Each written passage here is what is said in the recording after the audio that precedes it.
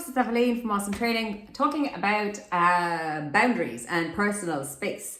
And why it's really not a good idea to go around teaching autistic kids, you must stand this far from somebody, you must stand this far, look at a video, is this person standing too close? Or that's like social skills training, and that's like not helpful for anyone, because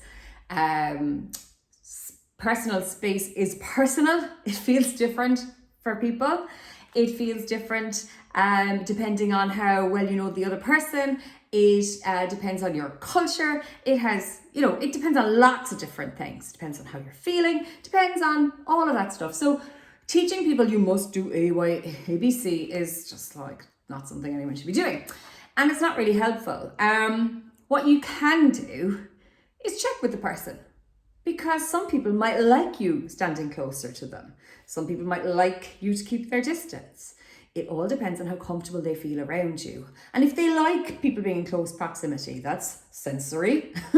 So we all have different sensory experiences, even when it comes to personal space.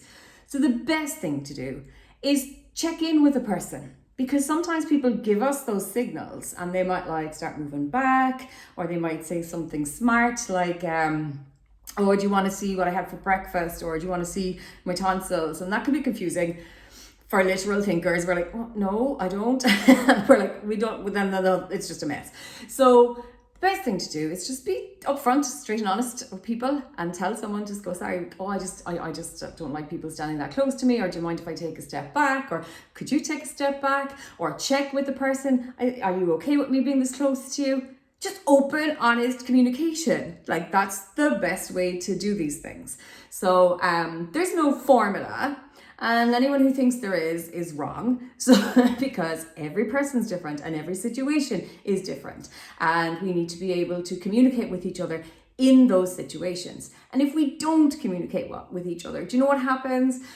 People say stuff like that. They say the smart comment, the other person gets confused, and both people go away not having a nice time, not having a nice exchange. If we just had open communication and we're honest with each other and not got offended by someone else's needs, well, then we'd have a much better time.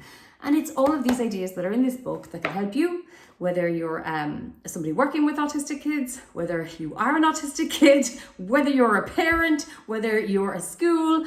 And I have adults using this book too, and I wrote it as an adult, and I found it really helpful because it's all the stuff that I learned late in life that I've put into it. So thanks for listening. Let me know how you're getting on. Love to hear your feedback.